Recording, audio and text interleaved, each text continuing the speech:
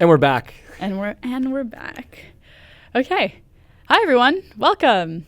Welcome. Happy Spotify Wrapped Day.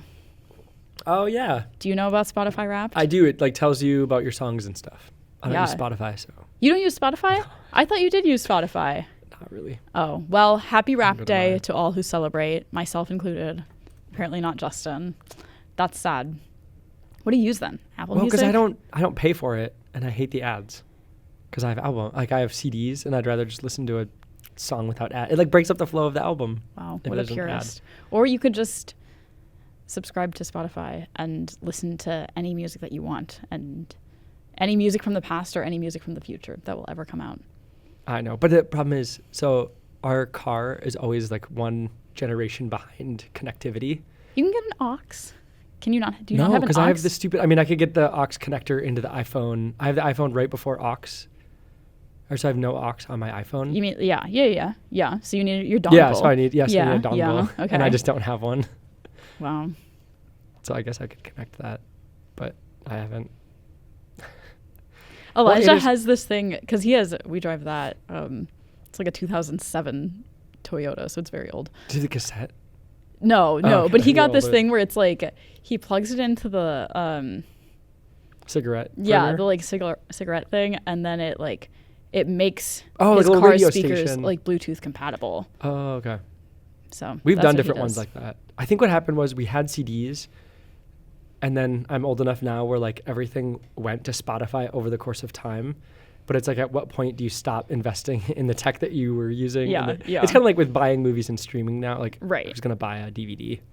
Right. That makes sense. So like all you youngins out there are like, I'll just never buy a DVD. It's easy. Like, wait till you're old enough to where things start changing and you're like, when do I shift? So. Yeah. Okay. Well, really why I wanted to bring this up and talk about it is because Spotify Wrapped does they give you like all these different like little animations. And have you ever seen Wrapped before? Like, have you ever used Spotify and like gotten a Spotify Wrapped? Not that I remember enough. Oh. I'll look it up. Well, that's too bad. But here's one from mine that I thought was funny. It gives you like, oh, this month you were like into this kind of music, and this month, but that's fun. It names genres like uber specific kinds of things. So it told me February was your Mangus soft piano anime phase. Wow. That's what it told me. Yeah. Was that because of the one anime? Yeah, because I was listening to the soundtrack from that one. There's this one anime movie that I really like. So that was but I just thought that was a funny. Wow. February was my Mangus soft piano anime phase. I don't know what mine would have been. I'll never know, I guess. Who would be your top artist? Right now it's 21 Pilots, just from listening to Clancy so much. Yes. But I don't listen to as much. I just don't listen to that much music anymore. Because I'm usually either trying to do something where music distracts me, or we're like driving, like with kids, they don't want to listen to music that I'm listening to. It's either silence or a video or something like that. Yeah, that makes sense. So. Well, they give you your top podcasts too. What would your top podcast be? Bible Project. That's be my own. I mean, some like Theology in the Raw. I haven't been listening to a ton of podcasts either. You're holier than me. No, it's just that I got away. I mean, I just have less free time. No, I know. I wonder if I've watched a lot of Daniel the Tiger and Teenage Mutant Ninja Turtles. Yeah. I wonder, do you think we were in anyone's top podcast? Isabel Steven, were we on your Spotify Wrapped? The Unnamed Youth Podcast? Yes. I don't know. Funny. That'd be crazy. Okay, well. Stardom, here we go. Yeah, that was my fun little intro thing. So happy Spotify Wrapped Day. Or maybe not so happy day. Sometimes it's like embarrassing. Sometimes it's like go see a counselor. Yeah, sometimes. That's true. It's never been me. That makes sense. My top artist is always One Direction, so. Always? Still? Well, no. You're going to fit that. One Direction wasn't my top artist, but they were my number 3 artist this year. So. And it's just going to get cringier and cringier the older you get. It was like acceptable when you were a teenager, and now already you're like, oh, they don't really know One Direction. And then you're going to be like 40 and you're still going to love One Direction. And then you're going to feel. I don't think it's cringy. I think it proves that it wasn't a phase, Mom. Is that better or worse? I don't know. It means I know what I've liked, and I've known what I've liked since a young age. How mature of you. or unchanging of you. I don't know which one it is. I'm like, my music tastes are so different, but I'm also probably more different than I was. Yeah. When I was a youth. So I don't know. We don't know what we're talking about today. Yeah. What does your Spotify? Now I'm like, what does your Spotify Wrapped reveal about yourself as a person? Well, it's weird because when I think about my high school music, it was very like teen angsty. Like the fact that I had tons of mental health problems and the music I listened to is not surprising. Like the overlap between the two is not surprising. But I don't know what my current music would say. Yeah. I think my current music taste says no thoughts, empty head. I think that's what it says about me. But sad. That's okay. That's why I don't listen to music to like have like a deep experience. I listen to it because I like that it's fun. I still think that's probably like the greatest difference between you and I. Yeah. Like how far on the opposite ends of the spectrum we are on that specific thing. Yeah. It's very funny. Yeah, that's true. Okay, we are jumping in. We have listener questions. Isabel Stevens sent us questions, and they're complicated ones. Oh yeah, we have a clapping. We never use that. Oh, I forget which one is which now. Just pick a random one. That's the emotion we have. Oh, sorry, Isabel. That's funny. Wow. Okay. Well. That's perfect. I love it. We're gonna stick with that. That's because we only had questions from her. Yeah. We need more questions. Yeah, more questions. That's what we need. So we're gonna jump in. We have 3 questions. I don't know how long we'll talk about them. I have a bunch of notes because I was doing some research and thinking and stuff on them. Gabby's gonna go off the cuff. Yeah. Or she's been thinking but not writing. Right. Yeah. So the first question, I'm gonna read the questions and then we're just gonna talk about them. And I'll let you go first since I have like written out stuff. First question. What does the Bible say about gluttony? / what is the biblical definition of it? I've been curious how humanity's relationship with food was supposed to be, because God told Adam he was, quote, free to eat from any tree, end quote, besides the one, obviously. But then Proverbs talks about how gluttony is bad. Maybe gluttony is when food becomes an idol? I'm not sure. What are your thoughts? Yeah. Well, we've talked about this before. Yeah. Gluttony. Yeah. I would agree that here are my like 2 main thoughts. I mean, I guess I'm not totally prepared with like a biblical definition of gluttony necessarily. But my 2 thoughts in response to that initially is that, and Isabel alludes to this, but after the fall, post Genesis 3, I mean, everything with the world and how humans interact with the world was broken. And that includes our relationship with food. And I think you see that in the most extreme way when we think about like disordered eating like patterns, or like when you think about it in like an actual medical sense. And do you think that existed in the ancient world? I don't have an answer to that. I'm sure there's scholars out there that'd be an interesting thing to research. Yeah, I'm curious. I don't totally know, because I think, and this is very off the cuff, but I mean, everything that I know about disordered eating in today's world is that it's most prominent among like adolescent girls, and sometimes adolescent boys too, but mostly adolescent girls. And it's, for the most part, fairly confined to like adolescence or young adulthood. So I think that's really interesting. And which there probably wouldn't be a lot of data on anyway. Yeah. And there isn't really an adolescent phase in. Yeah. Like the phase of adolescence is a very relatively recent kind of stage of life. And the psychology that goes along with that is pretty recent in comparison to the rest of human history, at least. So I don't know. That's interesting. But yeah. So I think that's like maybe the most pointed way that we see like that the broken relationship between how humans engage with food, but it also shows up in like less clinical, like non-diagnosable ways, maybe for average people as well, and especially in and we've talked about this before, especially in America. I think we are very numb to what would and wouldn't be considered gluttony. Like I think we just have a very skewed definition and like litmus for it, because we are just like swimming in a culture that the messaging is always eat more, eat as much as you can. Not even just with food, but really with anything. Like just have as much as you can. And the only limit is, I don't know, your bank account or your stomach, your body, but maybe not even then. In the show Community, there's a scene, I know you haven't seen it. There's a scene where it's like a dumb football player character, Troy. And he ends up getting this huge cookie in one, like massive cookie. And he's like so excited, and he starts eating it, and then like halfway through or 2/3 of the way through, he's like, my stomach really hurts. And he like and they always do these like cheesy things. He's like, maybe too much of a good thing is a bad thing. Like so that's like my mind goes to, is like that scene. Yeah. It's very cheesy, very stupid, but yeah. Yeah, no. It's like overeating sweets is like the classic childhood version of understanding like, oh, I maybe can eat all of this, but I maybe shouldn't eat all of it. Yeah, and that was one of the things that living in London, like, we were like jokingly made fun of a lot for, like, I don't know. So you've mentioned that before, but I've never asked for your behavior or for Americans' behavior. Was it like, oh, you American, or was it like you were actually doing things that people pointed at and were like, whoa, getting a second helping, huh? Like that. Yeah, no. Oh my gosh, can you imagine? That'd be so mean if someone like... You said that they're kind of blunt there, so I didn't know. Yeah, that is true. And we don't get seconds here. Yeah, that's probably that's what they would have said. I don't think anyone said anything like that to me ever. But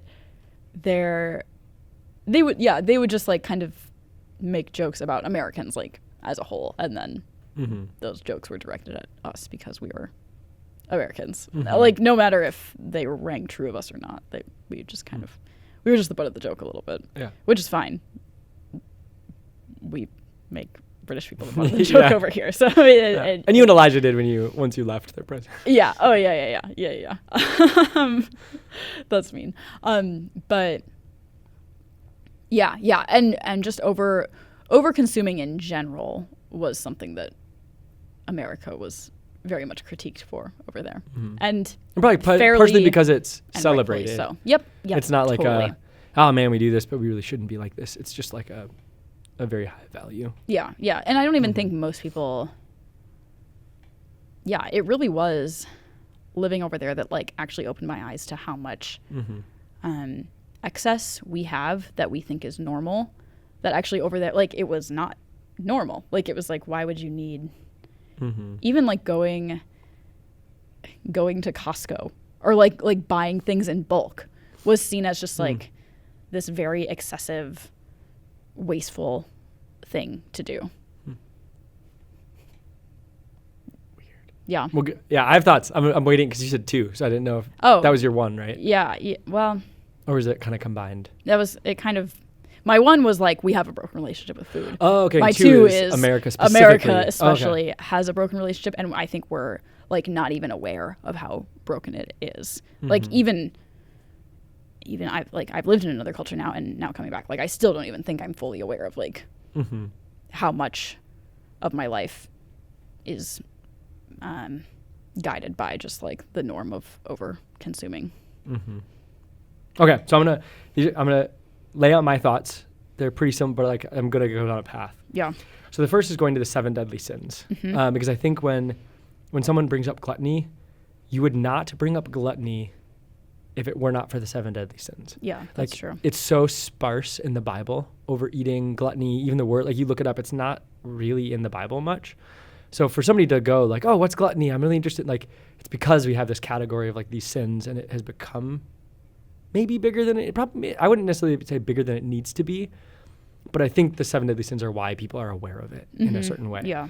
So if you're not familiar with the 7 deadly sins, they're from church history. They're these 7 sins that they've been in there's anime that use them a lot weirdly. There's a lot of like cultural things that use the 7 deadly sins.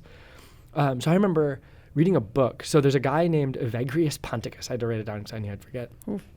He wrote a book, and he was like ancient writer. And what he was trying to do is like early church history. And he was trying to help Christians reflect on their own lives. And so he was categorizing sins or deficiencies. And he had 8, and then another guy changed it to 7 and mixed them around a little bit. And that's how we got the 7 deadly sins. But I remember realizing, like this was helpful for me, that the 7 deadly sins came about out of basically what was happening is there were these people who were trying to help other people. And they almost wanted like a pastor manual, like how do you help someone when blank happens? Yeah. And so they categorized them in order to say, oh, if somebody's dealing with like pride, if this is what's going on in their life, here's how to help them. If they're dealing with sloth, if they're not doing the work they should, they're not participating, this is what you should do. And now it's become a like, these are the 7 worst things you can do in people's mind, maybe. Yep. So that's like kind of how they came about. And so if overeating doesn't seem to be as like scripturally present, maybe as given those 7 deadly sins, like what's going on with that?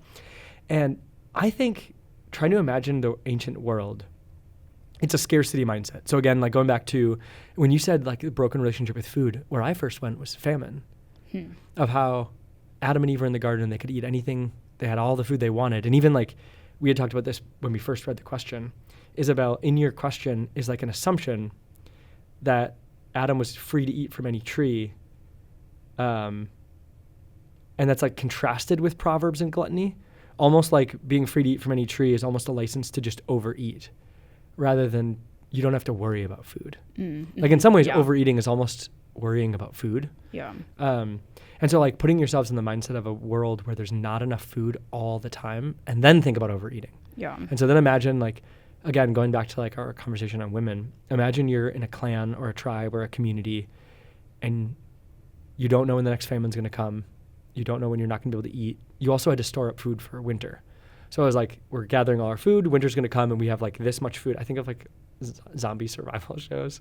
I don't know if you've ever watched. It doesn't seem like your type of show, but like apocalyptic shows. Yeah. Where it's like I understand the concept of we're going to run out of food. Yep. Yes, And so like that was the ancient world every year was like, Yep. let's hope we don't run out of food until harvest again. Yeah. So again, like when I put overeating into that category of thinking, I go, oh, it's this selfishness.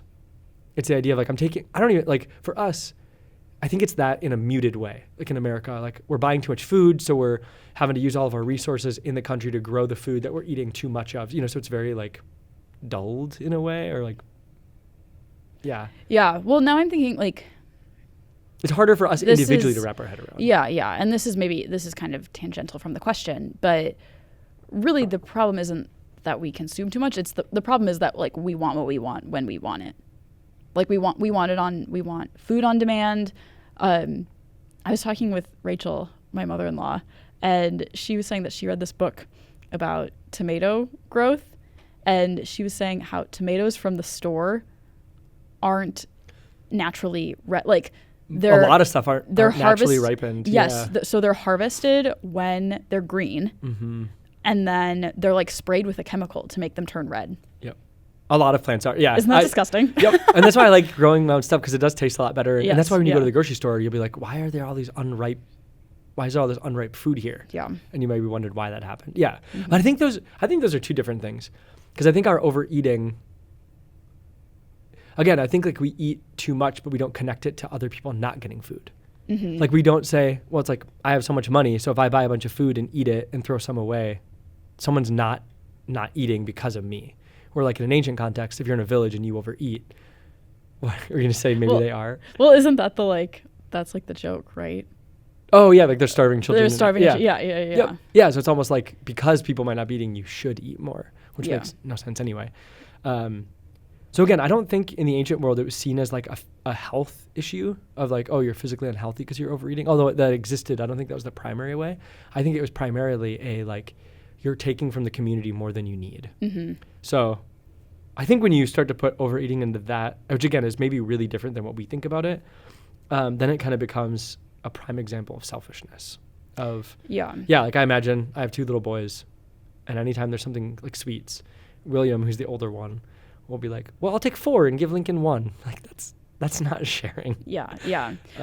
Well, and even like further underneath that, it's selfishness, and it's what we talked about with Abraham too. Like it's not trusting that God will provide. Like it's undercutting your neighbor because you don't trust that God's going to provide for both you and your neighbor. Especially because building up fat reserves, like that's the thing that's so foreign to me of like building up fat reserves in seasons of plenty and then needing it when famine comes. Yeah. It's like we're not used to that. We just keep building up our reserves for the non-famine in America.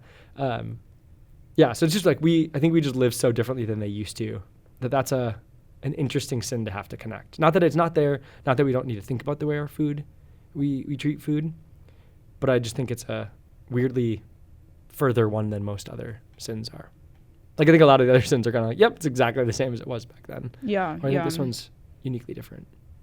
Yeah, and then I was thinking of Sermon on the Mount and how what Jesus does is gets to the heart of what's going on. And so I imagined, this is not in the Bible. Clarify, this is not in the Bible. I was imagining, like, what if Jesus said, you've heard it said, don't be a glutton, but I tell you, anyone who takes more than they need is liable to judgment. Like, I'd be like, oh. Yeah. Wow, that's, okay, very different than what I think of with gluttony. Like, I think of like, oh, if I take that second helping, but I really don't need it, I'm eating judgment on myself. I'd be like, oh, I don't like that. I don't know. Again, not in the Bible, but I think follows the heart of the Sermon on the Mount. Do you want to think more about that, or you want me to keep going? So should we not take second help? I guess I think I maybe disagree a little bit with your premise that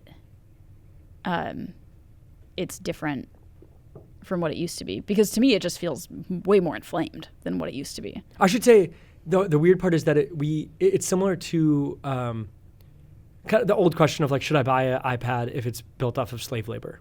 It's not the same as an ancient world of like literally walking up to a slave and like abusing and using that slave for labor. We're so disconnected that we don't see it. That's more what I mean. Is like often our gluttony, we don't connect it directly to what it's doing because of the distance. Which I guess other sins would work that way too. Yeah, so, yeah. But I think to me there's like there is you're highlighting like a different avenue of what gluttony means, which I agree with. But I don't think that means that there's still traditional gluttony happening. Yeah, yes. That's true. That's very true. And that's still the same in the sense of like, I don't know, a king in the ancient world could be like the level of gluttonous that the average American can be today. But again, I think the point I was trying to make, maybe not right or was I think if you looked at a king and said they're being gluttonous, I don't think it would be like, oh, they're being unhealthy. Like, I think that's the way we see it, is we look at gluttony and we go like, oh, you're not treating your body well, you're being an unhealthy person. Like, that's the sin. Does that make sense? I think the sin in the ancient world would be like you're depriving the world of something it needs just for yourself.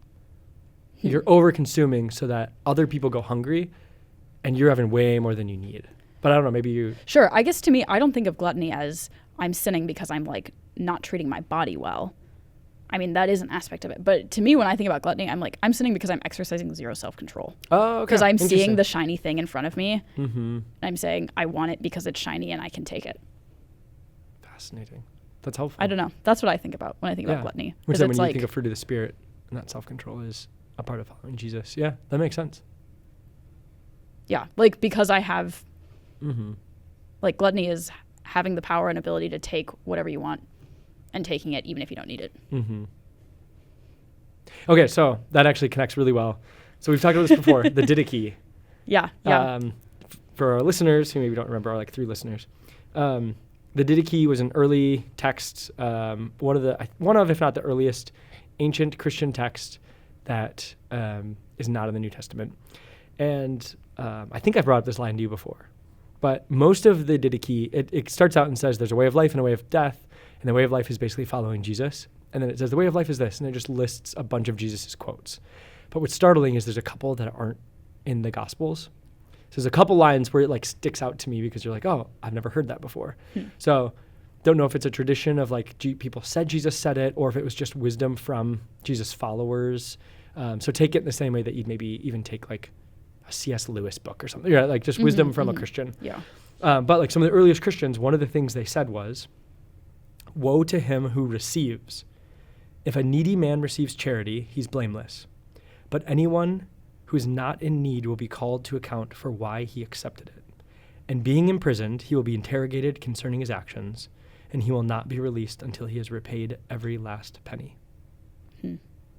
That to me is so startling. Yeah. Of like, woe to you who takes when you don't need. Yes, and that to me is the heart of what gluttony is. Yeah. You're receiving a gift or receiving anything that you don't actually need. But that gets so hard because then you get to like, what do we actually need? And you're like, well, all I really need is not much. Some really basic food. Yeah. And I don't ever need Culver's. Ever. Yeah. So it's so hard because I feel like you can read that and take it like super, super strong and never like, I'm going to eat beans and rice and chicken and vegetables my entire life and that's it. And only the exact calorie amount that I need for my body and never take more than that, which seems way too extreme. Yeah.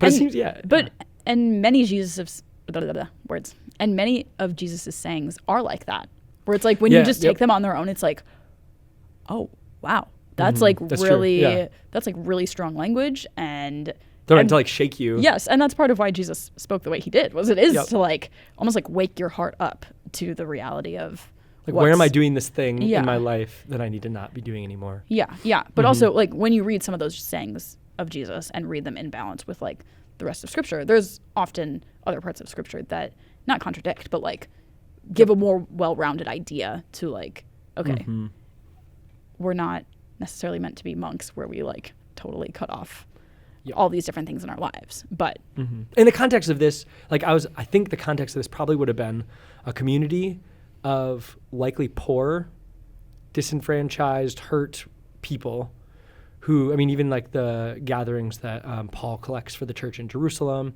So you imagine this community who doesn't have a lot of food and someone comes in with food to give to the community and someone's taking, their family needs 2 bags of rice for whatever, and they take 4 and go. Like that's, again, more the context of depriving others. Yep, yeah. But it's still, because even the imprisoned, like it has that quote comes from Jesus in a parable of the unforgiving servant. Yep. I don't know. So it's like a startling. So the early church at least connected receiving something you shouldn't with some kind of sin, in a pretty strong way. Yeah. And then, should we keep going? Sure. These are the randomly rambly connecting thoughts that I have. This is the last one. Okay. And then it got me to how this whole thing is weird because food is so holy. Like food is so important in the Bible. Like I wrote down, basically whenever God wants to set up an important thing, he uses food. Yeah. There's a meal, there's a feast, a celebration. It's like food throughout the whole Bible. You could like tell the story of the Bible through food. So in some ways, I wonder how much gluttony is. I don't know if should I use fancy words? How fancy? Sure. They're small fancy words. So the sacred and the profane. In religious studies, sacred, profane, we think of profanity like swearing, but the sacred and the profane means more of like things that are holy, set apart and different, and then profane is like normal, like your everyday stuff. And so sometimes I wonder if gluttony is about like profaning the sacred, taking things that should be, even like blessing our food now is a like trite, like, dear God, thank you for this food, amen, something like that. Where before it was seen as a like, God is the one who gives food. Not Baal or Asherah or my own hands, it's God that gives me the food. Yeah. And it's an acknowledgement of that, where gluttony, especially in America, is a self-reliance, a selfishness, and overconsumption. Yeah. Which is the modern God. Yeah. Right? Is like the self-reliance in the same way that acknowledging that food comes from God is a polemic in the ancient world against these other false gods. Yep. Today, acknowledging that food comes from God is a polemic against our own selfishness, self-reliance, independence. Yeah. So, Isabel, I don't know. Examine. Yeah. And that actually makes me think about how much more powerful fasting then would have been in the ancient world. Because you're saying I'm going to deprive myself of my fat reserves. And if famine hits in the middle of my fast or at the end of my fast. Yeah. And like in the ancient world, if you are poor and you choose to fast for a meal, it's like you don't know for sure that the next day you're going to have a meal available to you maybe. Yep. So it's an even greater sacrifice and signal of your dependence on God. But in a different way, fasting is uniquely powerful today because not many people are doing it. Like not many people are exercising that kind of control and discipline. And especially in the Western world, most people who choose to fast have never experienced real need of food. So and then with the question of is it when food becomes an idol, it's weird because I think we sometimes use like something becoming an idol in a very like flippant way. Like I think I think you can be gluttonous without food being an idol, like something you worship or rely on. I don't know if you agree. You look like you don't agree. I'm just Are you processing? processing exactly what you mean by that. So keep talking. Well, I have a hard time. For a long time, I've had a hard time understanding how to think about idolatry in our context. Because in the original context, it was like you were literally worshiping another god and giving it attribution for what's happening and giving it your allegiance. And nobody really does that anymore unless you're not a follower of Jesus. And so you could take it that way, and then it's a really simple, like, well, I'm a follower of Jesus. I never idolize anything. But that's not true. And like Paul talks about idolatry in a way that makes that seem to be not true. I think he talks about greed as idolatry at one point, which that's the thing that like makes it really confusing. And even David in the Old Testament, they go back to David and say, this is the part that gets me, is they say he didn't worship idols like David didn't worship idols. That's like the best thing you can say about a king is they were like David because he didn't worship idols. The problem is anything we would consider modern day idolatry, David did. Yeah. So then I'm like, I don't know what to do then. So that's my comment. I don't fully understand how to translate ancient idolatry into modern terms. Yeah. So I don't know. Okay, so we answered some of it and not all of it. We just talked about it. Yeah. Okay, next question. It's a long one. Yeah, this is a really long one. Do you want me to read it? Sure. The whole thing? Okay. So, hypothetical question / thought. I don't know a ton about it, but could AI be this generation's Tower of Babel? Ooh. Teaching curriculum shout out, Tower of Babel, week 4, the cycle repeats. And Isabel was in high school. Oh, wait. Okay. I've listened to Greg Laurie and read his book, Sign of the Times, and he likes to say that we are closer to Christ's coming than ever before. I know no one can know for sure, and it is not good to eat too much honey, nor it is honorable to search out matters that are too deep, Proverbs 25:27. But do you see what I mean? That we are trying to do something no one has ever done before that is reaching, quote, towards the sky, towards who knows but God. Reaching towards who knows but God what? Like only God knows. Yeah. Okay. Sorry. Towards Okay. Greg Laurie has brought up the idea that perhaps the mark of the beast will be something to do with a cashless society, which if that will happen, then AI could be a big part of that if the Antichrist controls it. Just a random thought. I could totally be off, but I think some of Bible prophecy regarding end times has already come to be, and more is coming soon. All right, should I start? Yeah, you start. So I'll be pedantic. For Greg Laurie to say we are closer to Christ's coming than ever before is tautological fact. Yeah. Like we are currently as far in history as anyone has ever been before. So like that's the weirdness of like, yep. Like we're closer than people 5 years ago because we're 5 years further closer. Yeah. Yep. So in some ways it's like, we're closer to Christ's return. I think the point he was trying to get at, or maybe Isabel was trying to communicate, was before it was a state of like, I don't think anything's really happening, and now it's like, all these things, it's going to be now. Which I remember a seminary professor saying, there hasn't been a generation that didn't say that. Yeah. In 2,000 years, including Paul. Yep. Yeah. So I think part of even us teaching the Bible the way we are on Wednesday nights is helping students and myself to be reminded that the patterns repeat.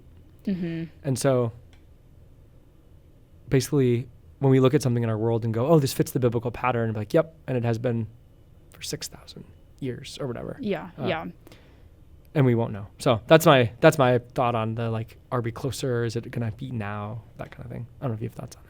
Yeah. I mean, I think that there's always a lot of like, there's always a lot of people who have a lot of opinions about the end times, so to speak, and like, when is Jesus coming back? And I think it's because like it's a pretty emotion, like it evokes a lot of emotion, like it can evoke a lot of fear, a lot of anxiety. So there is this like, in some ways, natural desire to try and put the pieces together and line things up with, could this correlate to this thing in Revelation or this thing that Why is happened there in the Bible? anxiety? Oh, you don't think that people have anxiety like surrounding? Why would they? I'm not saying they don't. To me, that's just so weird. Don't you think like I mean, this is really getting into like Views maybe on, like views on eschatology and stuff, but like if you're a 7 years tribulation, like if you're pre-trib, yeah, right? or post-trib. post-trib, Sorry, yeah. Like, so if you think Christians are gonna have to endure a tribulation, I think yeah, that induces a lot of anxiety. And so, although I did meet one person one time who was like, yeah, I hope to be alive during the tribulation because I want to test I was like, oh, okay. That makes me leave me not into the test. Yeah. Leave me not. Yeah. But yeah, so I think there is like a lot of anxiety surrounding people, and I think there's a lot of, unfortunately, like Christian content creators who like leverage and weaponize that anxiety too and that fear. Yeah. So interesting. I don't know if Isabel's seen a lot of doom and gloom TikToks, but and they're certainly out there. I definitely don't disagree with you because I grew up in a different era of end times. The Left Behind series was huge when I was a kid, which is horrifying to me. And I think the reason I ask like why is it fear-based is because now as a Christian, it's so confusing to me to go, the time that Jesus is coming to finally bring this all to an end and we're afraid. Like it seems like if you're a follower of Jesus, it would be like, thank God. Yeah. Like it's fine. Like he's finally going to come. And that's where I think a lot of that fear and anxiety like stems from a misunderstanding of scripture. And even, I mean, Isabel talks about like the mark of the beast. Like I think there's a lot of confusion, and I know we're gonna get there, I'm sure, but I think there's an understanding that like the mark of the beast could be something that you unknowingly take accidentally, and then have I lost my salvation over, like essentially like that's not a super niche thought that exists in the world. Like that's a pretty globally and in the history of Christianity, it is very niche. I think that's probably what I've learned from seminary and reading is the like that bubble that I grew up in is such a new, very niche thing that to us feels huge and everywhere. And like I think it feels taken for granted in American Christianity. That the only way to understand Jesus coming back is some guy is going to come and trick everybody and I might fall for it and lose my salvation before Jesus comes back. Yeah. So I better be really careful about who I'm following, which there is some of that that's really true. But yeah, we'll just jump there. I think I don't think there's any way to accidentally follow the mark of the beast if you're trying to follow Jesus. Yeah. I think the way that you accidentally follow the beast is you misunderstand who Jesus is and you stop following him. So if you're faithfully following Jesus and you love him, I don't think you need to be at all afraid of following the mark of the beast. I think if you look at the fruit of the Spirit, the Sermon on the Mount, and your life starts to not look anything like that, I think that's when you go, uh-oh. Yeah. But that's, I mean, which goes back to our last question of gluttony, of those questions that make you go, oh, maybe the life I'm living is very far removed from the life that Jesus laid out. Yeah. I think that's the question that's more important than, instead of asking what's the mark of the beast, am I accidentally going to lose my salvation? I think the question you should reflect on is, does my life look like the life of Christ outlined in the New Testament? Yes. If I'm looking to Jesus and seeking to follow him and more and more closely align my life with his teachings, that's going to preclude me from accidentally signing up for something that's going to make me lose my salvation, right? Essentially, that's like the fear of the mark of the beast. Right? And in like a modern context, I'll stay vague as I talk about this, but in a modern context, any movement, ideology, or allegiance that pulls you away, like towards something that your entire hope is in, I think would be, that's where you should fear. Like I think if there's something in your life where you go, yep, my thoughts, my emotion, my future is all based on this other thing that I'm following and not Jesus, that's where I'd start to go, well, then maybe you are like moving towards the mark of the beast. I also don't think the mark of the beast is a one-time thing. Like, I think even as John talks about many antichrists, I think it's that pattern again. Like, I think even as we talk about the pattern constantly building to a crescendo, we'll get to this in 2 years, but I think after Jesus, that's what it's doing, is it's like slowly building and building. So I think it just keeps repeating. So. Yeah. Yeah. I don't know what else we say to it for that one. Yeah. I think it's interesting. I would caution anyone who gets too wrapped up in it. Yes. That would be my caution. Yep. Because I think it can distract from focusing on who Jesus is and following him, and it can get weird. Yeah. And I think because a lot of the people who focus a lot on the end times, I think do like it to me it is like a sect of like Christianity that is like really marked by kind of anxiety and like fear. And that's not what we're supposed to be marked by, at all. And that's what following Jesus is supposed to lead to. So, yeah, I would say to anyone who's like really gotten like caught up in like looking for, does this line up with what Revelation says? Like, I would just really caution people away from that. But yeah, be expectant that Jesus will come back. Be wise on how you live and follow Jesus. And yeah, the book of Revelation is supposed to give hope. Yes. So if it's not doing that, then that's a problem. But Jesus wins. So, okay, question 3. Yeah. Jephthah, Judges 10-11. Is this part of why Jesus said in Matthew 5:37, all you need to say is simply yes or no. Anything beyond this comes from the evil one. And his whole point starting in verse 33. Also, I've heard non-believers use this passage to go against Christianity. I'm assuming Judges, not Matthew. If you will. So how can you explain it in order to be for Christianity and God's love and justice? Do you want to summarize I Jephthah? even do you wrote want me out to? a summary. Oh, okay, great. It's bizarre. So Jephthah is a story in Judges where, so we're going to get there again later this year, actually. Judges is a book that starts out kind of bad and just gets really, really, really bad. Downward spiral. Yep. Judges is a downward It's like a perfect book of downward spiral. Yep. And so if you're reading Judges, what you should expect is, it's a book where a bunch of judges are leaders. They're not judges. I'm like looking at you, but you know all of this. Yeah. So it feels weird. I don't know who to look at. You. I will look at you. Hello. Hi, I'm Justin. Judges is a book that basically it goes like this. God's people are following him, and then they kind of forget about him, and so he judges them, and then somebody comes to rule over them because they're not following him, and then they cry out and go, we'll change, please help us. So then he's merciful, and he sends someone to help them, and they're saved, and then they do it again. And it's like just on repeat. Like you can literally just read the book and be like, another judge. And like sometimes the cycle is like 2 verses and they do it again. And every time God shows them mercy, like the new leader, the new judge gets like worse and worse and worse. And the nation as a whole gets worse and worse and worse in the way that they treat people, specifically the way they treat women.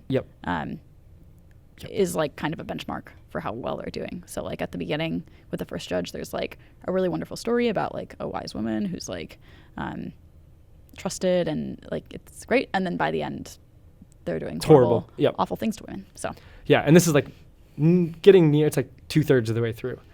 So I think this story in particular is one where again you should read the Bible critically and thoughtfully, and so the story should make you go, "Whoa, is this person right?" Like the Bible doesn't always give you, sometimes it does. Sometimes it gives you like, this is what God thinks about this thing. A lot of times it doesn't. And be wary of that because I think we can sometimes assume that it's saying God agrees with something. And specifically in this story, so this story, I gotta recap it.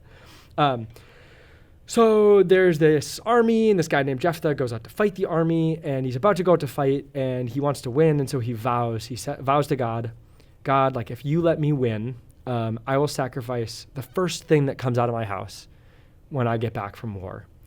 So he goes, he fights, they win the war, he comes back, and then he like says like, and behold, or whatever, like his daughter was the first person to come out of the door. And so he sacrifices his daughter and kills her. Yeah. And then there's this mourning and there's all these things. And there's even like a tradition in there. Like this is why the people go out and celebrate, whatever. So a couple of things about this story. One, I'm very confident that this story is supposed to make you say, whoa, they are really far away from me. That guy has no idea what God wants. Yep. Jephthah is not, he's not in tune to how God wants him to live. No, because what's that? I should have had the passage up right away, but I think it's in chapter 11. You talk because I'm I have nothing to talk about. And I think so, and this is where you have to read the whole Bible to understand who God is. And the story of Isaac and Abraham helps illuminate this. Yes. That your mind should go there if you're thinking the story. Your mind should say, wait, I know a story from earlier where God said, wait, don't kill your son. Like, don't do that. That's not how you make yourself right with me. So then for this guy, Jephthah, to not be aware of that, to make this vow, but then to say, like, for his daughter to come out and for him to not be able to recognize, oh, God doesn't actually want me to do this, clues you into that it's not that God is like evil and cruel. It's that this man is very removed from what God wants. Because it never says, and God, like, because you can go back to like the sacrifice, other sacrifices where it'll say, like, it was pleasing to God. God will often make a comment or something will happen. None of that's here. But I think what's crazy about the vow is like, what could have come out of his house that would have been good to sacrifice? Like, yeah, that's what I'm like, and that's why I'm trying to think wife? of like what an know. ancient household was like. Like, would animals have been? They would have been? Yeah. So potentially. I guess I'm thinking more first century. I don't know at this time. Yeah, I don't know either. So first century, they were in the house. I'm assuming they would have been around this time, but yeah. But I think it's fair to assume that this guy is pretty daft. Yep. Yeah. Yeah, like he clearly doesn't know Yahweh, which I think like goes back to our previous conversation. Like they're all kind of connected in that the fear of being deceived about following Jesus is when your actions are so far different than what God says our actions should be. So instead of looking at actions in the Bible or like lists about sins or activity as this like, you better be this or I'm going to come after you. It's more of like, hey, keep looking at this in a mirror. And if you see yourself looking nothing like this looks, you should ask the question, oh, who am I following? Yeah. And I think this question makes you ask, like, who is Jephthah? What God is he following that he thinks that's a good idea? Yep. Yeah. Yeah. Yeah. Do you have other thoughts? Apparently. Oh, yeah. Description versus prescription. Yep. That's a good reminder of that, Yep. Where oftentimes in the Bible, it's describing something that happened, not telling us what we should do. And so much of the Bible is historical in that sense, where it's saying, hey, this story happened. And a lot of times, or sometimes there's commentary on that story where the author will write something about it being good or bad, or God will say something to the Israelites about how they should live. But a lot of times it's just like, this thing happened. Yep. Like even David and Goliath, it never says, like, go find the biggest guy you can and kill him. Like, that'd be dumb. That'd be a silly takeaway from that story. But we get that. But to go into all stories of the Bible and go, okay, is this telling me to do something or is it just telling me what happened? Yeah. And I think something to remember really strongly too is that just because God raises someone up doesn't mean that he approves of everything that person does. Yep. In fact, of every single person that God raises up, with the exception of Jesus. Yep. But they do things that God does not approve of. Yep. So, yeah. But so I think that can be like a confusing piece though, is like, oh, I thought that God like signed off on this guy. So did he sign off on that thing that guy just did?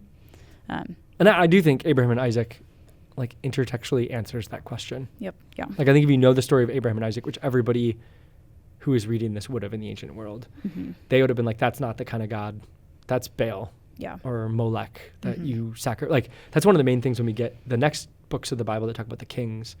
One of the greatest sins that ends up happening is child sacrifice. Yeah. So to have a story where the hero sacrifices their own child, again, that should key you into like, this is not the way of Yahweh.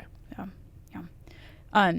Do you have things about the Matthew passage? Oh, I forgot about that part.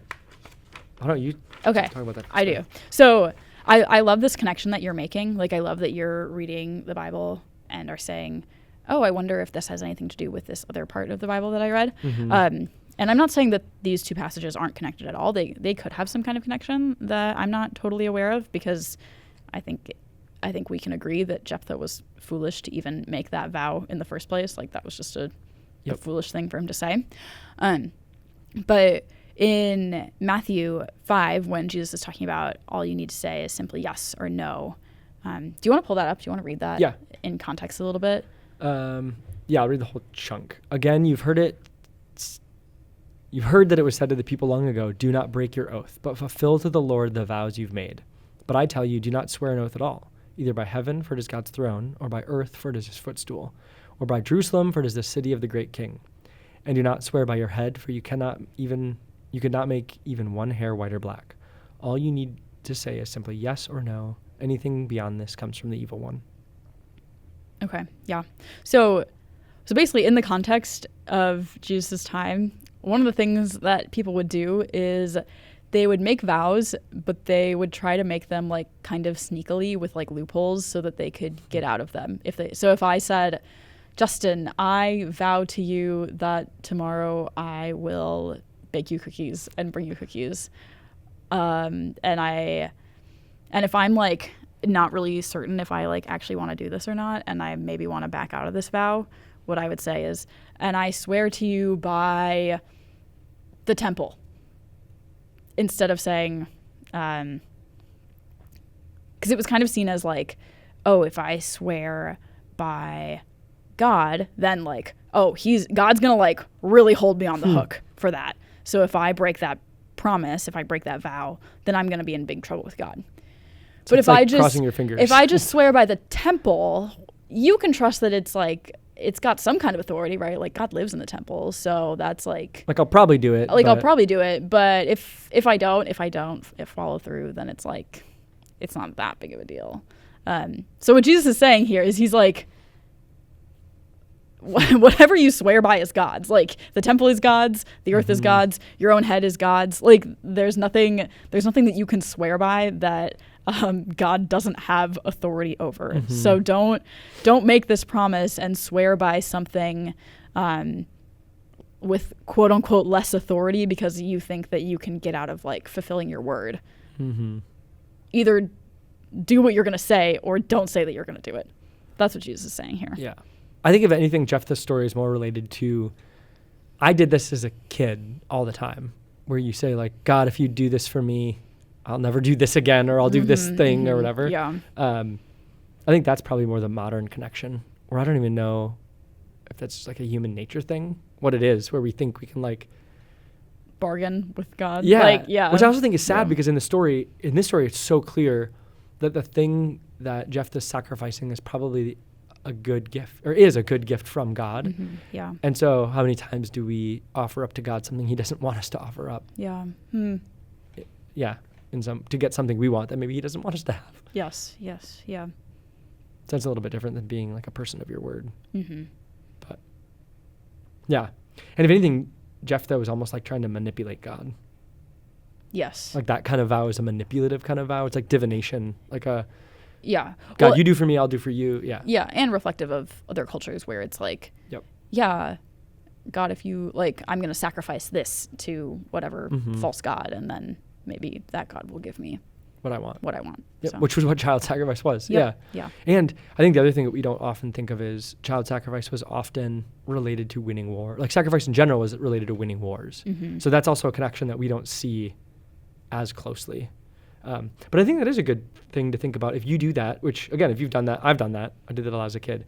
If you do that where you like make vows with God, Jesus has said God is a good father who wants to give you good gifts. Like you don't have to, you don't have to try to lose something to God for him to bless you or do things for you. He has your best in mind. So when you're communicating with him, I would advise you not to do it, not because you're going to be like Jephthah necessarily, but more to go, that's a sad view of who God is, that he like wants you to like lose something in order to give you something. Yeah.